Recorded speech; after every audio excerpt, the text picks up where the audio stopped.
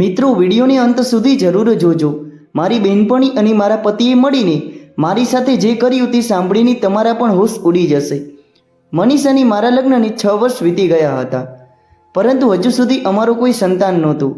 મનીષ મારા ઉપર વિશ્વાસ કરતો હતો. હું વાંજણી હતી, પણ મેં મનીષને ખોટું કીધું હતું કે લેડી ડૉક્ટરે કહ્યું છે કે આપણું બાળક બહુ જલ્દી થઈ જશે, અને મનીષે પણ મારી વાત માની લીધી હતી. પરંતુ હવે હું વધુ જૂઠું નહોતું બોલી શકતી. હું ખોટું બોલી બોલીને થાકી ગઈ હતી. મેં વિચાર્યું કે મારે મારા પતિની આખી સચ્ચાઈ જણાવી દેવી જોઈએ. હવે હું તેને વધુ છેતરવા નહોતી માંગતી. મારા પતિની હકીકત જણાવતા પહેલાં એકવાર મેં મારી મમ્મીને ફોન કર્યો હતો અને પૂછ્યું કે હવે મારે શું કરવું જોઈએ. તો મમ્મી કહેવા લાગી, તું એવું કર કે તારા પતિના બીજા લગ્ન કરાવી દે. તારો પતિ તારો આભારી રહેશે અને તને છોડવાનું ક્યારેય વિચારશે નહીં. મારી મમ્મીની વાત સાંભળીને મને ખૂબ ગુસ્સો આવ્યો હતો, સાથે દુઃખ પણ થયું હતું. મને એવું જ લાગ્યું હતું કે મમ્મી મારી સામે નારાજગી વ્યક્ત કરી રહી છે, કારણ કે મેં તેમની ઘણી બદનામી કરાવી હતી. મેં ગુસ્સામાં કહ્યું, મમ્મી, મને તારી પાસેથી આની બિલકુલ ઉમ્મીદ નહોતી. આટલું કહીને મેં ગુસ્સામાં ફોન બંધ કરી દીધો હતો. સાંજે જ્યારે મનીષ ઘરે પાછો આવ્યો ત્યારે મારી સામે જોઈને બોલ્યો, શું વાત છે રૂપાલી, તે રૂમમાં આટલું અંધારું કેમ કરી રાખ્યું છે? તો મેં કહ્યું, મારા નસીબમાં જ અંધારું લખાયેલું છે. એ અંધકારનું હું શું કરું? હું તો બરબાદ થઈ ગઈ છું. મનીષ કહેવા લાગ્યો કે તું પાગલ તો નથી થઈ ગઈ ને? આવી વાત કેમ કરી રહી છે? હું તારો પતિ તારી પાસે હાજર છું. ભગવાને આપેલું આપણી પાસે બધું જ છે. તો પછી બેઠા બેઠા તને શું થયું છે? ત્યાર પછી મેં મનીષને બધું જ જણાવી દીધું કે હું વાંજણી છું અને હું ક્યારેય માં નહીં બની શકું. આજે હું ડૉક્ટર પાસે ચેક કરાવવા માટે ગઈ હતી. તેણે કહ્યું છે કે તું વાંજણી છે અને હવે તું જીવનભર બાળકને જન્મ નહીં આપી શકે. મારી વાત સાંભળીને મનીષના ચહેરા ઉપર એક ક્ષણ માટે ઉદાસી છવાઈ ગઈ હતી, પણ તરત જ તેણે મારો હાથ પકડી લીધો અને કહ્યું, કોઈ વાંધો નહીં રૂપાલી, મારા માટે તું જ પૂરતી છે. મારે તારા સિવાય કાંઈ નથી જોતું. મનીષે મને આશ્વાસન આપ્યા પછી મેં મારો મૂડ સુધારી લીધો હતો. પરંતુ એક દિવસ આ વાતની ખબર મારા સાસુને પડી ગઈ અને પછી તેમનો મૂડ વધારે ખરાબ થઈ ગયો.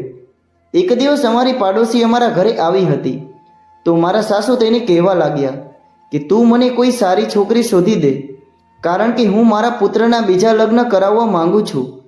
તો અમારી પાડોશી કહેવા લાગી કે તમારી પહેલી વહુને શું થઈ ગયું કે તમે તમારા દીકરાના બીજી વાર લગ્ન કરાવવા માંગો છો? ત્યારે મારા સાસુએ કહ્યું કે એ બિચારી તો વાંજણી છે. હવે અમારે તો અમારી પેઢી વધારવાની છે ને, એટલા માટે મારે મારા પુત્રના બીજી વાર લગ્ન કરવા પડશે. આ બધી વાતો સાંભળીને હું થરથર ધ્રુજવા લાગી હતી. જ્યારે મનીષ ઘરે પાછો આવ્યો ત્યારે મેં તેને રડી રડીને આખી વાત જણાવી.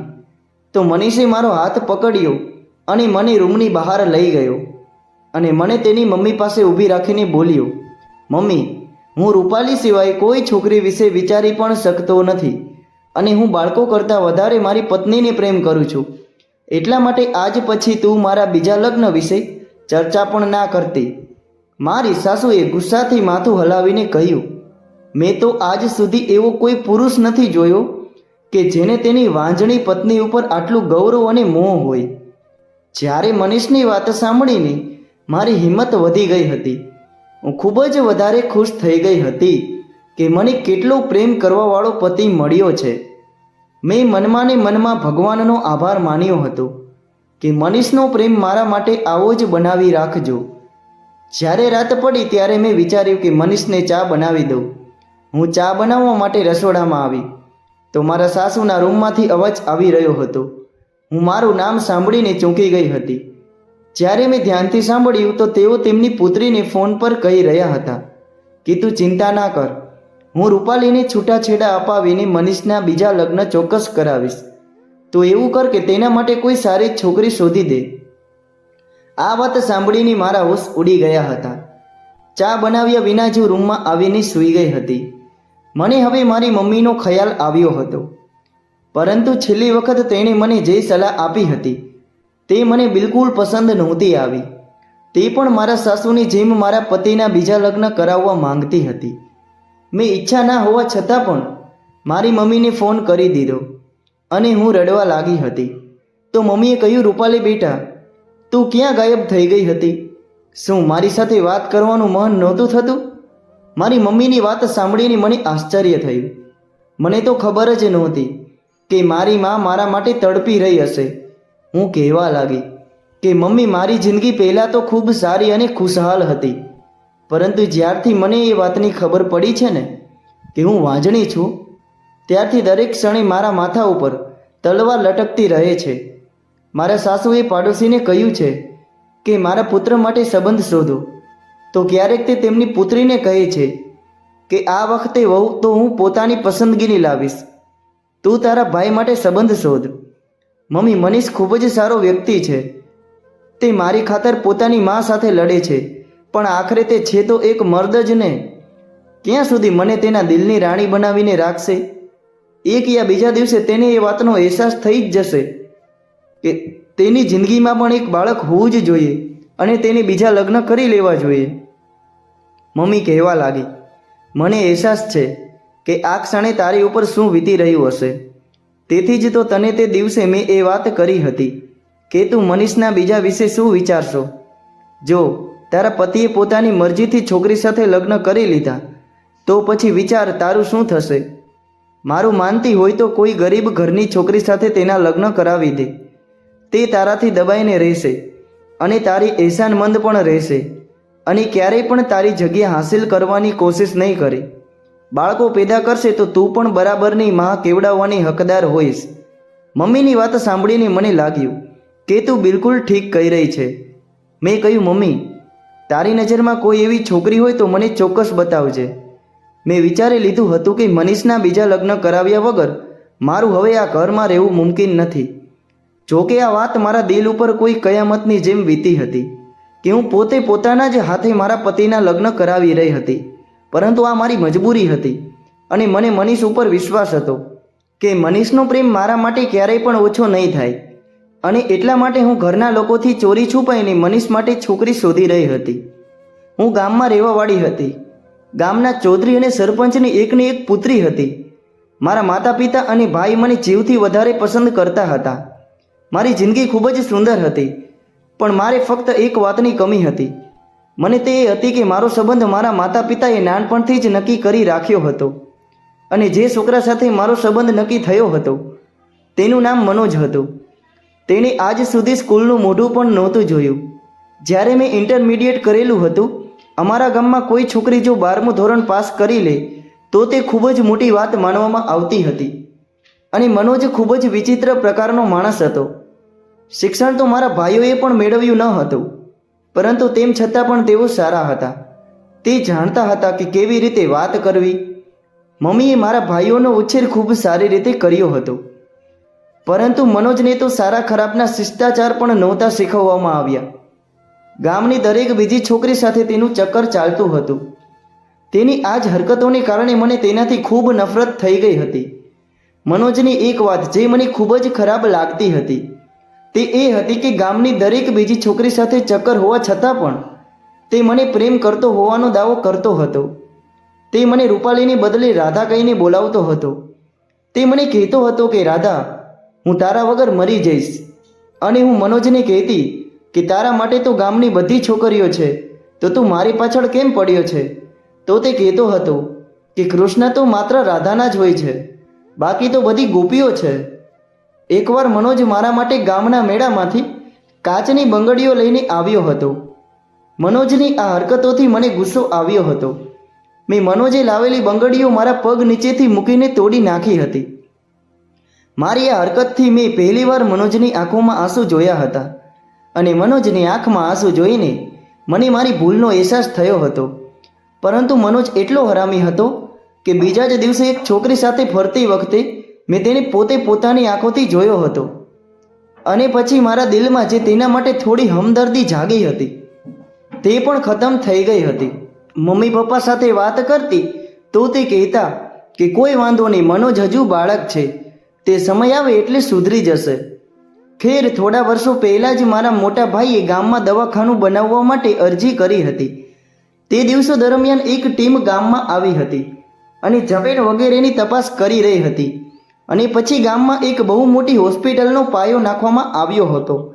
ત્યાં બધા લોકો પપ્પાના બીજા ઘરમાં રહેતા હતા. થોડા દિવસો પછી ટીમ પાછી જતી રહી હતી, પરંતુ એક વ્યક્તિ એવો હતો કે જે પાછો નહોતો ગયો, અને તેનું નામ હતું મનીષ.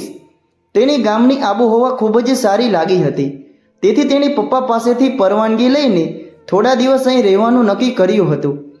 એક દિવસ હું મારી બહેનપણીઓ સાથે બહાર નીકળી ત્યારે મારી નજર મનીષ ઉપર પડી હતી. પહેલી જ નજરમાં મનીષ મને પસંદ આવી ગયો હતો. મનીષની આંખોની ચમક જણાવી રહી હતી કે હું પણ તેની પસંદ આવી ગઈ છું. અને પછી બીજા દિવસે હું મનીષને પોતાને જ મળવા જતી રહી હતી. તે મને જોઈને હસ્યો હતો અને કહેવા લાગ્યો, હું પણ તમારી રાહ જોઈ રહ્યો હતો. તેણે મને તેનો મોબાઈલ નંબર આપ્યો. મેં તેની મમ્મીના ફોનથી ફોન કર્યો હતો અને અમારા બંનેનો પ્રેમ વધવા લાગ્યો હતો. તેણે કહ્યું, હું તને મારા જીવનમાં સામેલ કરવા માંગુ છું. ત્યાર પછી મેં તેને મારા મંગેતર મનોજ વિશે બધું જ જણાવી દીધું હતું. તેને મારી વાત સાંભળીને ખૂબ જ આશ્ચર્ય થયું હતું અને કહેવા લાગ્યો, તે તો ખૂબ જ વિચિત્ર વ્યક્તિ છે. હું તેની સાથે 2 મિનિટ ઊભો રહીને વાત પણ નથી કરી શકતો, તો તું તેની સાથે તારી આખી જિંદગી કેવી રીતે પસાર કરીશ? મેં મનીષને કહ્યું કે તું તારો સંબંધ લઈને મારા ઘરે આવ. કદાચ બની શકે કે મારા માતા પિતાને તારા ઉપર દયા આવી જાય. રહ્યો સંમત થયો હતો અને પાછો શહેરમાં જ રહેતો હતો. અને પછી પૂરા 1 અઠવાડિયા પછી તેની બહેન અને તેની મા સાથે તે પાછો આવ્યો હતો. તેણે મારો હાથ માંગ્યો હતો, પરંતુ મારા પપ્પાએ ના પાડી દીધી હતી. હું ખૂબ જ બેચેન થઈ ગઈ હતી. હું આખો દિવસ રડતી રહેતી હતી. મારી ભાભી અને મારી મમ્મી મારું દિલ બહેલાવવાની કોશિશ કરતા હતા. એક દિવસ મેં પપ્પા સાથે વાત કરવાનું નક્કી કર્યું. મેં તેમને કહી દીધું કે હું મનોજ સાથે લગ્ન નહીં કરી શકું. તો પપ્પાએ મારા માથા ઉપર હાથ મૂક્યો અને બોલ્યા, બેટા, મેં મનોજની માને વચન આપી રહ્યું છે ને તે હવે આ દુનિયામાં નથી. મનોજની સ્વર્ગસ્થ માને આપેલું વચન હું આ રીતે તોડી ના શકું. મારા પપ્પાને આ વાત સાંભળીને મને ખૂબ જ દુઃખ થયું હતું. મારી આંખોમાં આંસુ આવી ગયા હતા. પપ્પાએ કહ્યું, કોઈ જ વાંધો નહીં, તે સમય સાથે સાથે સારો થઈ જશે. જો સ્ત્રી સારી અને વફાદાર હોય તો તે સૌથી ખરાબ અને હરામી છોકરાને પણ સારો કરી નાખે છે. પપ્પા આટલું કહીને બહાર નીકળી ગયા હતા. મેં એ જ ક્ષણે મનીષને ફોન કર્યો હતો. હું ખરાબ રીતે રડી રહી હતી.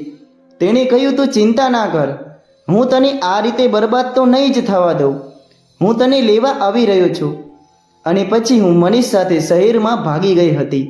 મને ખબર હતી કે મારા પપ્પાની ખૂબ જ બદનામી થશે, પણ હું મજબૂર હતી. હું મનીષને ગુમાવવા નહોતી માંગતી. મનીષ મારી સાથે લગ્ન કર્યા અને મને તેના ઘરે લઈ ગયો હતો. પરંતુ જ્યારે મનીષની માને ખબર પડી કે મનીષ મને ઘરેથી ભગાડીને લાવ્યો છે, તો તે કહેવા લાગી કે બેટા, તું ગામના ચૌધરીનો મુકાબલો કરી શકે તેમ નથી. મને ડર છે કે તેઓ તને કોઈ નુકસાન ના પહોંચાડી દે. પણ 1 કરોડપતિનો દીકરો હતો, પણ મારા સાસુ થોડા જૂના વિચારોવાળા હતા. તેમણે ઘરેથી ભાગી ગયેલી છોકરીને પોતાની વહુ તરીકે સ્વીકારી નહોતી. તેમણે મારા અને મનીષ વચ્ચે અણબનાવ સર્જવાના શક્ય હોય તે તમામ પ્રયાસો કર્યા હતા, પરંતુ મનીષ એક સારો પતિ સાબિત થયો હતો. જિંદગીના દરેક વળાંક ઉપર તેણે મને ઇજ્જત આપી હતી. એ પણ ભગવાનની કૃપા હતી કે મારા પપ્પા અને ભાઈઓએ મારો પીછો નહોતો કર્યો, નહીં તો મારી આખી જિંદગી નરક બની ગઈ હોત. ખેર, નરક તો અત્યારે પણ બનેલી હતી, કારણ કે મને એ વાતની ખબર હતી કે હું વાંજણી છું. હું બાળકને જન્મ નહીં આપી શકું. મને એ જ ખ્યાલ આવતો હતો કે મારી સાથે આ બધું મારા માતા પિતાની બદદુઆને કારણે તો નથી થતું ને. ખેર, હવે મેં મારા પતિના બીજા લગ્ન કરવાનું વિચારી લીધું હતું. હું મારા સાસુની જીદ સામે મારી જિંદગી બરબાદ કરવા નહોતી માંગતી. એટલા માટે મેં મારા સાસુથી ચોરી છુપાઈને મોહલ્લાની એક મહિલાને થોડા પૈસાના બદલામાં પોતાની સાથે મળાવી લીધી હતી. મેં તેને કહ્યું હતું કે તું મને કોઈ મજબૂર, ગરીબ, લાચાર છોકરીનો સંબંધ લાવીને આપ, અને આ વાતની કોઈને જાણ ના થવી જોઈએ. તે મહિલાએ ખૂબ જ ગુપ્ત રીતે મને તેના ઘરે બોલાવી હતી. તેણે મારી સામે એક છોકરીનો ફોટો મૂક્યો. હું તો તેની સુંદરતા જોઈને જ દંગ રહી ગઈ હતી. એવું લાગી રહ્યું હતું કે જાણે ચાંદનો ટુકડો હોય.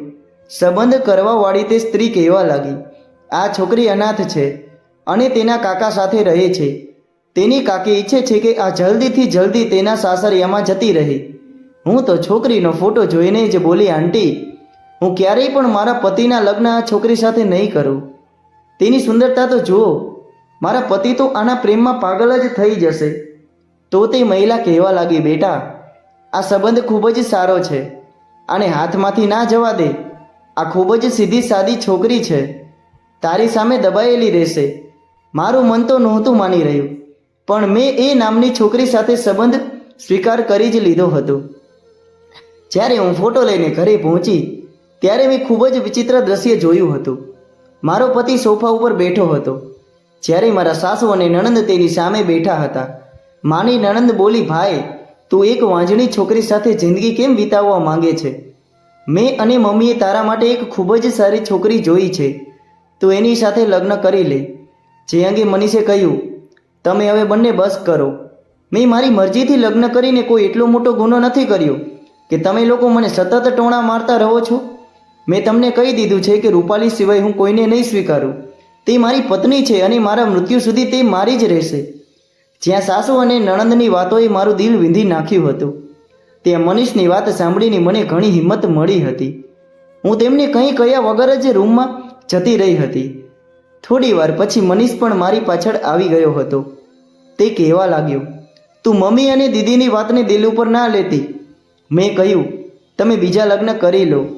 રહી મારી વાત સાંભળીને આશ્ચર્યમાં પડી ગયો હતો. તેને કહ્યું, હું આવું બિલકુલ નહીં કરું. તો મેં કહ્યું, હું તમને બીજા લગ્નની પરવાનગી આપું છું, પણ તમે મારી પસંદગીની છોકરી સાથે જ લગ્ન કરશો, તમારી માની પસંદગીની છોકરી સાથે નહીં. મનીષ કહેવા લાગ્યો, તારા સિવાય હું કોઈને સ્વીકારીશ નહીં. પછી તે તારી પસંદગીની હોય કે મમ્મીની પસંદગીની, તેનાથી મને કોઈ જ ફરક નથી પડતો. તો મેં કહ્યું, મને બાળકની ઈચ્છા છે. તમારા લગ્ન થઈ જશે તો આપણા ઘરે પણ બાળક હશે. મારી તરસી મમતાને શાંતિ મળી જશે. મનીષે ના પાડી દીધી અને રૂમની બહાર નીકળી ગયો. જ્યારે હું ત્યાં જ બેસીને રડતી રહી. સાચી વાત તો એ છે કે મને બાળકોની કોઈ ઈચ્છા નહોતી. હું તો આ બધું બસ મનીષને ગુમાવવાના ડરના કારણે કરી રહી હતી. ખેર, થોડા દિવસ મારી અને મનીષ વચ્ચે નારાજગી રહી હતી, પણ મેં તેને રડી રડીને બીજા લગ્ન માટે તૈયાર કરી જ લીધો હતો. પણ હું ખૂબ ખુશ નહોતી. મેં નીતાને મારી બહેનપણી બનાવી લીધી હતી, અને જે દિવસે નીતા મારી સોતન બનીને મારા ઘરે આવી હતી ત્યારે મારા સાસુએ ખૂબ જ હોબાળો મચાવ્યો હતો. તેમણે કહ્યું, તેમણે મારી સાથે પણ ઘણી લડાઈ કરી હતી કે કમસે કમ બીજા લગ્ન તો મારી મરજી પ્રમાણે કરવા દે. સાસુની આ રીતની જલન થતાં જોઈને એમ તો મને રાહત અનુભવવી જોઈતી હતી, પણ મેં તે આખી રાત અંગારા ઉપર વિતાવી હતી. હું આખી રાત રડતી રહી હતી. આ વિચાર મારા આત્માને વિંધવા માટે પૂરતો હતો કે જે વ્યક્તિની આંખોમાં ફક્ત મારા માટે જ પ્રેમ હતો, આજે તે કદાચ બીજા કોઈને જોઈને હસતો હશે. જે વ્યક્તિની બાહોમાં અત્યાર સુધી હું સૂતી હતી, આજે તેની બાહોમાં કોઈ બીજી સૂઈ રહી હશે. મને કોઈ પણ ક્ષણે શાંતિ નહોતી મળી રહી. આખી રાત મેં પડખા ફરી ફરીને પસાર કરી દીધી હતી. સવાર પડી ત્યારે હું ઝડપથી મારા રૂમમાંથી બહાર આવી ગઈ હતી, કારણ કે હું મનીષને મળવા માંગતી હતી. પરંતુ તે તો દિવસના 12 વાગ્યા પછી પણ રૂમમાંથી બહાર નહોતો નીકળ્યો. મેં મારી સોતન નીતાને પૂછ્યું તો તેને કહ્યું, તેઓ સૂઈ રહ્યા છે. મેં તેની સામે ગુસ્સાથી જોયું અને કહ્યું, તેને જગાડ્યો નહીં? ત્યાર પછી નીતા રડવા લાગી હતી અને કહ્યું કે મનીષે મને કહ્યું છે કે તેમણે આ લગ્ન ફક્ત તમારી જીદના કારણે જ કર્યા છે, અને હવે હું કોઈ પણ રીતે તેમના ઉપર મારો હક ના જતાવું, નહીં તો તે મને છૂટાછેડા આપીને ઘરમાંથી કાઢી મૂકશે. હું તમારી સામે માફી માંગુ છું. હું તેમની જગાડવાની હિંમત નહીં કરી શકું. જો તેમણે મને આ ઘરમાંથી કાઢી મૂકી તો હું ક્યાં જઈશ? હું ફરીથી મારી કાકીના ઘરે જવાનું વિચારી પણ નથી શકતી. મારી કાકી મને ખૂબ ત્રાસ આપે છે. સંબંધ ગોઠવનાર આંટીએ ખરેખર ખૂબ જ મજબૂરી છોકરી મને શોધીને આપી હતી. ખેર, મેં વિચાર્યું કે મનીષ મારાથી નારાજ હશે. પોતે જ જ્યારે મૂડ સારો થઈ જશે તે રૂમમાંથી બહાર આવી જશે. પણ આ મારી ખોટી જાણ હતી. મનીષના લગ્નનો આજે 3જો દિવસ હતો, પણ તે હજુ સુધી રૂમમાંથી બહાર નહોતો નીકળ્યો. મને હવે વિચિત્ર વિચારો પરેશાન કરવા લાગ્યા હતા. એટલા માટે એક દિવસ જ્યારે નીતા રસોડામાં વ્યસ્ત હતી ત્યારે હું તેના રૂમમાં જતી રહી હતી. મનીષ પોતાના મોબાઈલમાં વ્યસ્ત હતો. પગલાઓનો અવાજ સાંભળીને બોલ્યો, આવી ગઈ મારી પ્યારી નીતા. શું તે શબ્દો હતા જે હથોડા જેમ મારા માથા ઉપર વાગ્યા હતા? હું એ જ પગલાએ પાછી આવતી રહી હતી. શું માત્ર 3 જ દિવસમાં નીતાએ મનીષને પોતાનો બનાવી લીધો હતો? મારી આંખોમાંથી આંસુ વહેવા લાગ્યા હતા. મારું દિલ ખૂબ જ તડપી રહ્યું હતું. હું મારા સાસુના રૂમ તરફ આગળ વધી હતી ત્યારે મને ખબર પડી કે મારી તો નણંદ પણ આવેલી છે. મારા સાસુ તેમની દીકરીને કહી રહ્યા હતા કે જો તારી માં કેટલી સમજદાર છે. મેં તો એક જ યુક્તિ વાપરી કે સાપ પણ મરી ગયો અને લાકડી પણ ના તૂટી. બિચારી રૂપાલીને તો એ જ નથી ખબર કે તેને તેના પતિના લગ્ન જે છોકરી સાથે કરાવ્યા છે ને તે મારી પસંદગીની જ છોકરી છે. અને પછી મનીષ પણ નીતા ઉપર પહેલી નજરે જ ફિદા થઈ ગયો હતો. આ બધું તો આ લોભી મહિલાના કારણે થયું છે જેણે રૂપાલીને બેવકૂફ બનાવી હતી. આ બધું સાંભળીને મારું દિલ ફાટવા લાગ્યું હતું. મારા સાસુએ આગળ કહ્યું કે મેં રૂપાલીને ખાવામાં બાળક ના થાય તેની એટલી બધી ગોળીઓ ખવડાવી છે કે હવે તે ખરેખર વાંજણી બની ગઈ છે. આ એવા શબ્દો હતા જે મારા શરીર ઉપર પથ્થરો જેમ વાગી રહ્યા હતા. હું ઝડપથી મારા પતિના રૂમ તરફ ગઈ હતી જેથી તેને જણાવી શકું કે આવીને તેની મા અને બહેનની વાતો સાંભળે તેઓએ મારા ઉપર કેટલો જુલમ કર્યો છે. જ્યારે હું મનીષના રૂમ તરફ ગઈ ત્યારે તે નીતાને કહી રહ્યો હતો કે મેં ઉતાવળમાં આવીને ખૂબ જ ખોટો ફેંસલો કરી લીધો. જ્યારે હું રૂપાલીને ભગાડીને લાવ્યો હતો તો લગ્નના થોડા જ દિવસો પછી મને પોતાની ભૂલનો અહેસાસ થવા લાગ્યો હતો. પણ ત્યાં સુધી ઘણું મોડું થઈ ગયું હતું. રૂપાલીના ભાઈઓને ખબર પડી ગઈ હતી કે તે મારી સાથે આવી છે. એટલા માટે તેઓ મને ફોન કરીને ધમકાવતા હતા કે અમારી બહેન ઘરેથી ભાગી જરૂર છે પરંતુ અત્યારે પણ તે એકલી નથી. જો તે અમારી બહેનનું ધ્યાન ના રાખ્યું તો તેનું પરિણામ બહુ ખરાબ આવશે. હું ત્યાં રહીને આવ્યો હતો. મને ખબર છે તે લોકો કેટલા ખતરનાક છે. એટલા માટે હું રૂપાલીને છોડવાનું વિચારી પણ નહોતો શકતો. હવે મમ્મીએ મોહલ્લાની એક મહિલા સાથે મળીને મારી પત્નીને પાગલ બનાવી અને તેના જ હાથેથી તારા લગ્ન મારી સાથે કરાવી દીધા છે. અને મારી જાન નીતા, તું પણ મને પહેલી જ નજરમાં પસંદ આવી ગઈ હતી. જિંદગીભર હવે હું તું મારી સાથે જ રહીશ. હાય, આ હું શું સાંભળી રહી હતી? આ એ જ મનીષ હતો જેના મેં પોતાને દાવ ઉપર લગાવી દીધી હતી. હું દબાયેલા પગલે મનીષના રૂમમાં જતી રહી હતી. તે મને પોતાની સામે જોઈને આશ્ચર્યચકિત થઈ રહ્યો હતો. તેને કદાચ ઉમ્મીદ જ નહોતી કે હું તેનું રહસ્ય આટલું વહેલું જાણી લઈશ. હું બોલી, મનીષ, છોડવી જતી તો એમ જ છોડી દેતા. મને વાંજળી બનાવવાની જરૂર હતી કે શું? કોઈ મહિલા પાસેથી ભગવાનને આપેલી ભેટ છીનવી લીધી તેનું ખૂન કરવા બરાબર હોય છે. તમે બધાએ મળીને મને 2 મોત મારી નાખી છે. આટલું કહીને હું તેના રૂમમાંથી નીકળી ગઈ હતી. તે મારી પાછળ આવ્યો હતો અને રૂમનો દરવાજો ખખડાવતો રહ્યો પણ મેં દરવાજો ના ખોલ્યો. ત્યાર પછી એ જ રાત્રે હું મનીષના ઘરમાંથી અને તેની જિંદગીમાંથી હંમેશા માટે નીકળી ગઈ હતી. હું હવે એક અનાથ આશ્રમમાં રહું છું. મેં મનીષ પાસેથી હજુ સુધી છૂટાછેડા લીધા નથી કારણ કે હવે મને કોઈ પણ મર્દ ઉપર વિશ્વાસ નહોતો. તો પછી છૂટાછેડા લેવાનો શું ફાયદો? મમ્મી સાથે ફોન ઉપર વાત કરી લઉં છું. તે મને મળવા પણ આવે છે. તે મને ઘરે લઈ જવા માંગે છે પણ મારામાં એટલી હિંમત નથી કે હું મારા ભાઈઓ અને મારા પિતાનો સામનો કરી શકું. એક દિવસ હું મારી કિસ્મત ઉપર બેસીને આંસુ વહાવી રહી હતી. એટલામાં બહાર બેઠેલો ગાર્ડ મારી પાસે આવ્યો હતો. તેના હાથમાં એક પડીકું હતું. તેણે મને આપતા કહ્યું, મેડમજી, આ પડીકું એક આદમી તમારા માટે આપીને ગયો છે. એ પડીકા ઉપર નજર નાખતા જ મને પહેલો ખ્યાલ મનીષનો આવ્યો હતો અને આ ખ્યાલ સાથે હું ખૂબ જ નફરત મારા દિલમાં ઊભી થઈ ગઈ. હવે તો મને મનીષના નામથી જ નફરત થઈ ગઈ હતી. હું મારી જાત ઉપર હસતી હતી કે ક્યારેક મેં મનીષને દિલો જાનથી પ્રેમ કર્યો હતો. મન થયું કે હું તે પડીકું ઉપાડીને અત્યારે જ બહાર ફેંકી દઉં અને હું મારો આ ખ્યાલ પૂરો કરવા માટે આગળ જ વધી હતી. પણ પછી મેં વિચાર્યું કે મનીષ મારા માટે આટલો ક્યારથી મહેરબાન થઈ શકે કે તે મને કોઈ ગિફ્ટ મોકલે? તે તો પોતાની નીતામાં ખોવાયેલો છે અને જે પણ તેણે અને તેની માએ મારી સાથે કર્યું તે પછી તો હું મનીષ પાસેથી કોઈ ઉમ્મીદ પણ નહોતી રાખી શકતી. કંઈક વિચારીને મેં તે પડીકું તે ગાર્ડ પાસેથી લઈ લીધું અને અંદર રૂમમાં બેસીને જ્યારે મેં પડીકું ખોલ્યું તો મારો શ્વાસ અધર થઈ ગયો કારણ કે એમાં એ જ રંગબેરંગી કાચની બંગડીઓ હતી જે ક્યારેક મનોજે મને આપી હતી. એ બંગડીઓને જોતા જન્મો જન્મનો ચહેરો મારી આંખ સામે આવી ગયો હતો.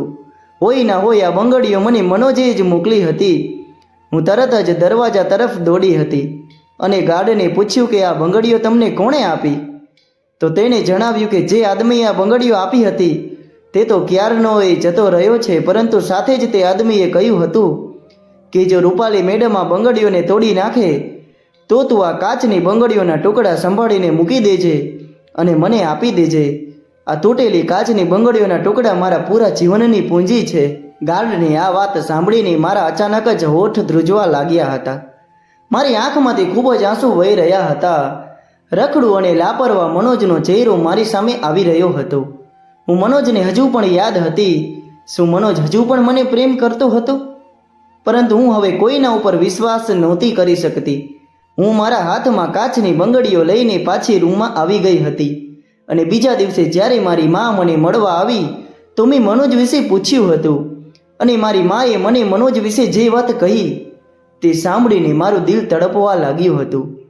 મારી માએ મને કહ્યું કે જે દિવસે તું મનીષ સાથે ઘરેથી ભાગી હતી ને તે દિવસે મનોજ ખૂબ જ રડ્યો હતો. તેની ચીસોથી આખું ગામ તેમનું હૃદય પકડીને રહી રહ્યું હતું. તે ચીસો પાડીને માત્ર રાધા રાધા કહી રહ્યો હતો. મને યાદ આવ્યું કે મનોજ મને રાધા જ કહેતો હતો. માએ કહ્યું કે તારા ગયા પછી તે સાવ બદલાઈ ગયો હતો. તેને પિતાની બધી જમીનો વેચીને ગામમાં એક સ્કૂલ ખોલાવી હતી. તેને લાગતું હતું કે તું તેને અભણ હોવાથી છોડી ગઈ છું. સ્કૂલમાં શિક્ષક રાખીને તેને ગામના બાળકોને ફ્રીમાં ભણાવવાનું શરૂ કર્યું હતું. આ સાથે સાથે તેણે શહેરમાં પોતાનો બિઝનેસ પણ સ્થાપ્યો હતો જે ધીરે ધીરે આગળ વધતો ગયો અને હવે ભગવાનની કૃપાથી મનોજ પાસે પૈસાની કોઈ જ કમી નથી. પરંતુ જેટલા તેની પાસે પૈસા છે તેટલા તેને ગરીબોને દાનમાં આપી દીધા છે. તે કહે છે કે હું આટલા બધા પૈસા મારી પાસે રાખીને શું કરીશ જ્યારે મારી રાધા જ મારી પાસે નથી. ના હશે ના છે ના શું બોલે છે, બસ ચૂપચાપ પોતાનામાં ખોવાયેલો રહે છે. જ્યારે હું અને તારા પપ્પા તેને જોઈએ છીએ ત્યારે અમને અહેસાસ થાય છે કે તેની આ હાલત માટે જવાબદાર અમારી પોતાની દીકરી છે. મનોજ વિશે આ બધું સાંભળીને મારી આંખોમાંથી આંસુ વહી રહ્યા હતા. હું મનોજને જલ્દીથી જલ્દી મળવા માંગતી હતી. ના જાણે કેમ મારું દિલ મનોજને મળવા માટે તડપવા લાગ્યું હતું. મેં મમ્મીને કહ્યું કે મમ્મી, હું મનોજને એકવાર મળવા માંગુ છું. મારી વાત સાંભળીને મારી માની આંખોમાં ચમક આવી ગઈ હતી અને તે કહેવા લાગી કે રૂપાલી, જો તું ઈચ્છે તો મનોજ સાથે તારી નવી જિંદગીની શરૂઆત કરી શકે છે. તે હજુ પણ તારી રાહ જુએ છે. પરંતુ હવે હું ક્યાં મનોજને લાયક હતી? હું તો એક વાંજણી સ્ત્રી હતી અને સાથે એક પરિણીત સ્ત્રી હતી. પરંતુ હું એક વખત મનોજને મળીને તેની માફી માંગવા માંગતી હતી કે હું તેના પ્રેમને ઓળખી ના શકી અને મનીષને હીરો સમજીને પથ્થરથી માથું ફોડી બેઠી હતી. હું મારી મમ્મી સાથે મનોજના ઘરે પહોંચી ગઈ હતી. તે સમયે મનોજ પોતાના ઘરે નહોતો. નોકરોએ મને બહાર હોલમાં જ બેસાડી દીધી હતી.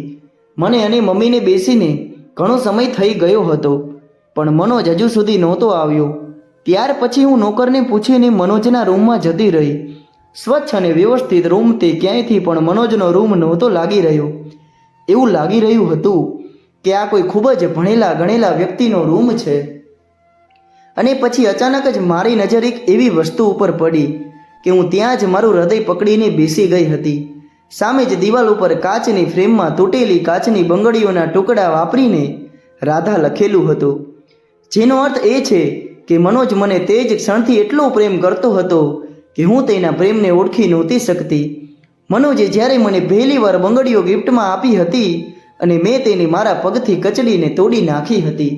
મનોજે તે બંગડીઓના ટુકડા સંભાળીને રાખી લીધા હતા અને આજ સુધી તેને સંભાળીને રાખેલા હતા.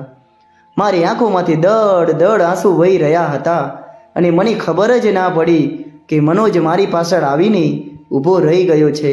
અને જ્યારે તેણે રાધા કહીને બોલાવી તો હું અચાનક જ પાછળ ફરી હતી. તે તો બિલકુલ ઓળખાતો જ નહોતો. તે રખડું અને લાપરવા મનોજ ક્યાંક ખોવાઈ ગયો હતો અને મારી સામે એક સજ્જન વ્યક્તિ ઊભો હતો જેને જોઈને હું કહી જ ના શકાય કે તે અભણ છે. હું રડતા રડતા અચાનક જ મનોજના ગળે વળગી ગઈ હતી.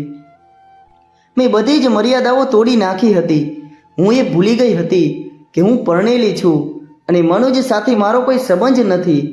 મનોજ ઘણા સમય સુધી એમ જ ઊભો રહ્યો અને હું મનોજના ગળે વળગીને રડતી રહી હતી.